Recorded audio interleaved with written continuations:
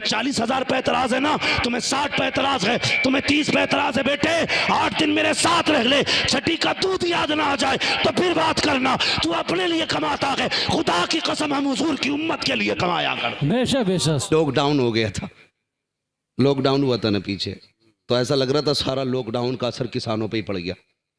उशर ना दिया इन्होंने, कह रहे लॉकडाउन है।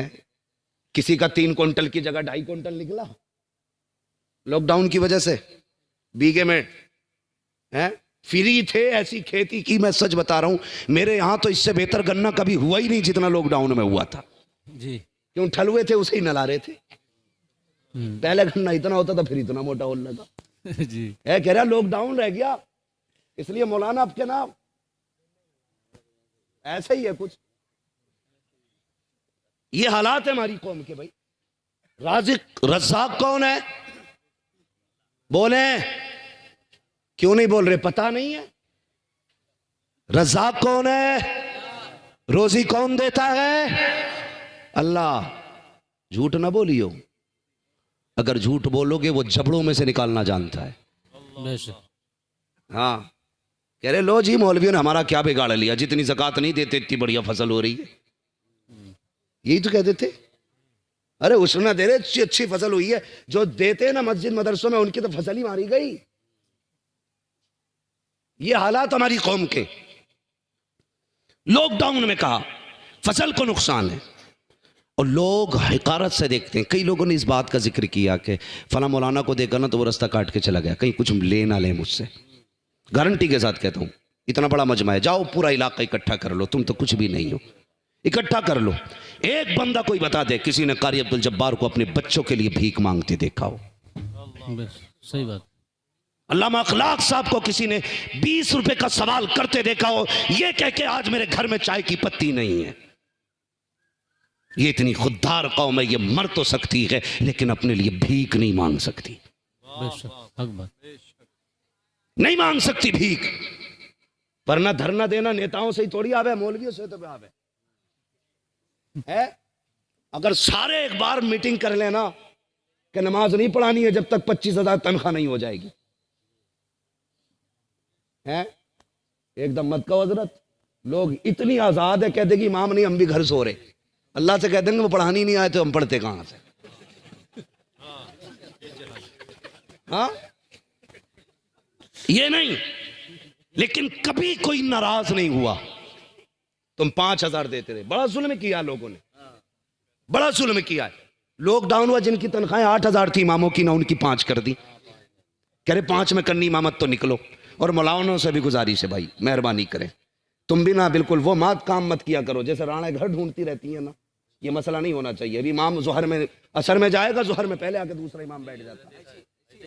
तुम्हें 40,000 पे एतराज है ना, तुम्हें 60 पे एतराज है, तुम्हें 30 पे एतराज है। बेटे 8 दिन मेरे साथ रह ले, छठी का दूध याद ना आ जाए तो फिर बात करना। तू अपने लिए कमाता है, खुदा की कसम हम हुजूर की उम्मत के लिए कमाया कर। बेशक बेशक। सुभान अल्लाह, सुभान अल्लाह। बेशक हक बात है।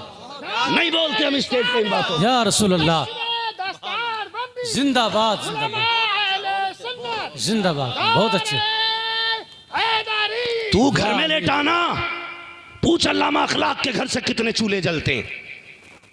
हम जानते हैं, तुम्हें तो कुछ भी नहीं पता। तुम्हें नजराने दिखाई देते हैं, गरीब की हिचकियां दिखाई नहीं देती।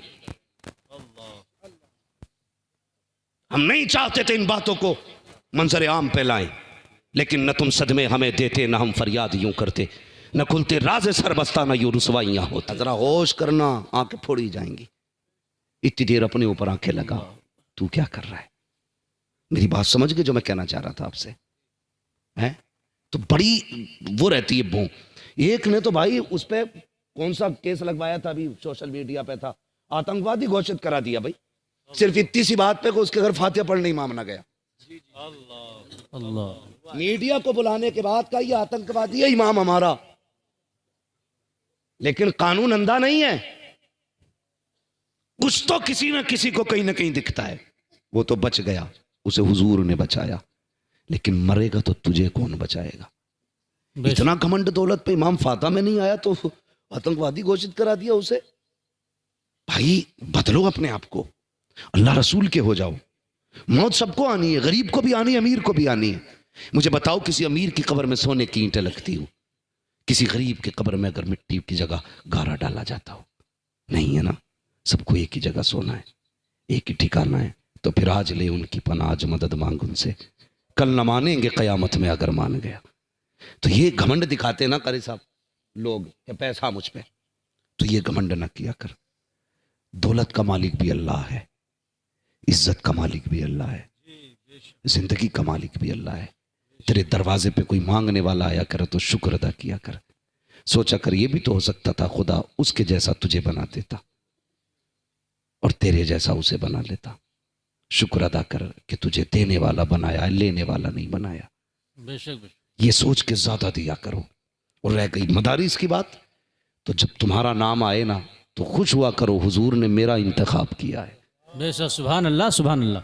हुजूर ने मेरा इंतखाब किया है। लेकिन कहता नहीं जी अभी मार्केट में हूँ, थोड़ा सा हिसाब बना रहा हूँ, कल फोन करना। कल फोन आता है, फिर खबर आती है नहीं नहीं ठहर जाइए, अभी हिसाब नहीं लगाया, परसों फोन कीजिए। ये मौलवी है, तेरे बाप का नौकर नहीं है, ये अपने लिए भीख नहीं मांग रहा है। अगर ये हाथ फैला रहा है तो मुस्तफ़ा के लिए फैला रहा है, अपने नबी के लिए फैला रहा है, अपने दीन के लिए फैला रहा है। जब तू घमंड दौलत का किसी मौलवी और कुरान वाले को दिखाता है तो रब कहता होश कर, घमंड का सरिया निकाल गले से, वरना इतना जलील करूंगा कोई इज्जत देने वाला नहीं होगा।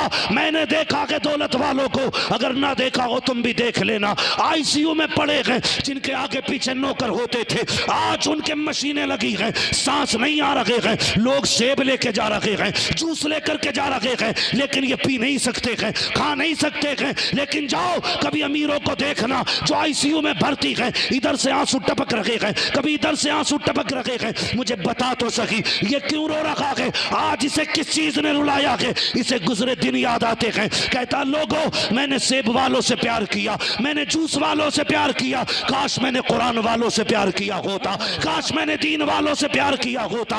अगर मैंने कुरान वालों से प्यार किया होता, तुम फल ला रहे हो मेरे किसी काम के नहीं है, जूस ला रहे हो मेरा किसी काम का नहीं है। काश मैंने किसी कुरान के कारी से प्यार किया होता तो कोई यासीन लेके आ जाता, कोई सूरह रहमान लेके आ जाता, कोई सूरह मुल्क लेके आ जाता, कोई सूरह फातिहा लेके आ जाता। ओ लोगों आज मुझे जूस की जरूरत नहीं है, फलों की जरूरत नहीं है, मैं मर रहा हूँ, मेरी सांसें अटकी हुई है। हो सके तो कोई कुरान पढ़ के सुना दो, कोई कुरान की सूरत सुना दो। ओ खुदा की कसम अगर इज्जत से मरना चाहते हो तो कुरान से भी प्यार किया करो, कुरान वालों से भी प्यार किया करो। जब रूह निकलती है तो पहले टलकनों में अटकाई जाती है, फिर घुटनों में लाके रोकी जाती है, फिर कमर में लाके रोकी जाती है, फिर सीने में अटकाई जाती है, फिर गले में फांसी जाती है। ओ यार अगर चाहते हो इस तकलीफ से ना गुजरो तो कुरान वालों से प्यार करो। इधर ये कुरान पढ़ेंगे, अल्लाह तुझे इज्जत की मौत भी देगा, तुझे जन्नत भी अता फरमाएगा। नारे तकबीर, नारे रिसालत, उलमा अहले सुन्नत, अज़मत कुरान, अज़मत कुरान, मुफ्ती हम्माद साहिब क़िबला, नारे तकबीर, नारे रिसालत। सुभान अल्लाह सुभान अल्लाह। थके तो नहीं अभी भाई? कितने लोग अपने माँ बाप से प्यार करते? हाँ चाहे गाली बक के आए हों सब, हाथ तो सारे ही उठा देते हैं। मेरे भाई हमारी कौम का भी अजब रवैया है, बुरा ना मानिएगा।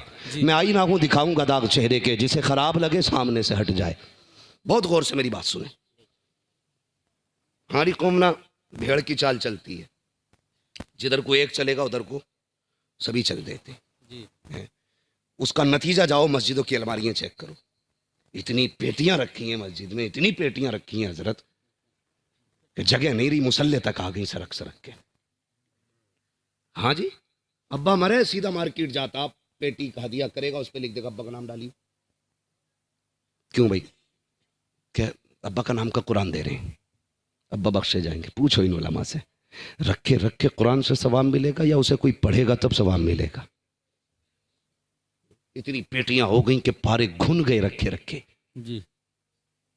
ये सुना हमने, आपने भी पढ़ा है हम लोगों ने, और आपने बार बार सुना होगा क़यामत में कुरान शफाअत करेगा जी। कहेगा यार अब ये मुझे पढ़ता था, इसे बख्श दे, ये मुझे चूमता था, मुझे बख्श दे। जो कुरान क़यामत में ये सलाहियत रखता है कि हमारी शफाअत करे, हमें जानता है कौन हमें पढ़ता है, तो क्या उसे ये खबर नहीं होगी कौन नहीं पढ़ता है? हैं रख के घुन गए। अब्बा मरा सीधा बेटा पेटी लेने, अब्बा मरा बेटा सीधा पेटी लेने। भाई सिर्फ पेटी लेने जाते हो, अब्बा ही बख्शवाना चाहते ना तो ज़रूरी है पेटी लाओ, कभी मदरसे भी आ जाया करो। बेशक बेशक जी सुभान अल्लाह। अल्लामा साहब से कहो कि ज़रा वो बच्चे दिखाओ जिन बच्चों में गरीबी है, सर्दी है, लेकिन बदन पे कपड़े पुराने हैं और वो भी ठंडे हैं, उन बच्चों को गर्म कपड़े खरीदवा दो। गर्मी आने वाली है, अभी सर्दी है, अगर अब्बा ताज़ा ताज़ा मरा है ना तो फिर ये करना कि मदरसे आना, कहना एक गीज़र मेरे बाप की तरफ से, सुभान अल्लाह। है ना। गर्मी में बाप मर जाए तो कहना एक फ्रीज मेरे बाप की तरफ से। पेटियां लाते हो ना, बेशक पेटियां लाते हो। और भाई अगर बाप का इंतकाल हो जाना आ मदरसे में कि वो कौन सा कमरा है जिसमें बैठ के कुरान वाले पढ़ते हैं तो पसीना टपकता है, मेरा बाप का इंतकाल हुआ है, एक एसी मेरी तरफ से हो जाए, एक कूलर मेरी तरफ से हो जाए। गारंटी के साथ कहता हूँ, कोई नहीं पता कि साहिब कहाँ मौत आ जाए। मैं अक्सर कहता हूँ उजाले अपनी यादों के हमारे साथ रहने दो, न जाने किस गली में ज़िंदगी की शाम हो जाए। मौत का कुछ पता नहीं है, नहीं जानते हो, जाओ कभी कब्रिस्तान जाके देखो, कितनी कब्रें बैठ गई, उन पर कोई फूल तो फूल मिट्टी डालने वाले नहीं हैं, कितनी कब्रों के कफन नज़र आ रहे हैं, कितनी कब्रों में हड्डियाँ नज़र आ रही हैं, आज कोई मिट्टी डाल करके हड्डियों को छुपाने वाला नहीं है। हाँ साहिब ये इंतज़ाम करो और ये कोशिश करो और ये इंतजार करो, एक दिन तुम्हें भी मौत आनी है, इस मौत के लिए तैयार हो जाओ। गारंटी नहीं है तुम्हारे मरने के बाद कोई तुम्हारे लिए इसाले सवाब करे, इतना अपने हाथ से कर जाओ। मदरसे में पंखा लगवा दो, मदरसे में कूलर लगवा दो, मदरसे में फ्रिज लगवा दो। दावे के साथ कहता हूं, कोई दुआ करे ना करे, कोई हाथ उठाए ना उठाए,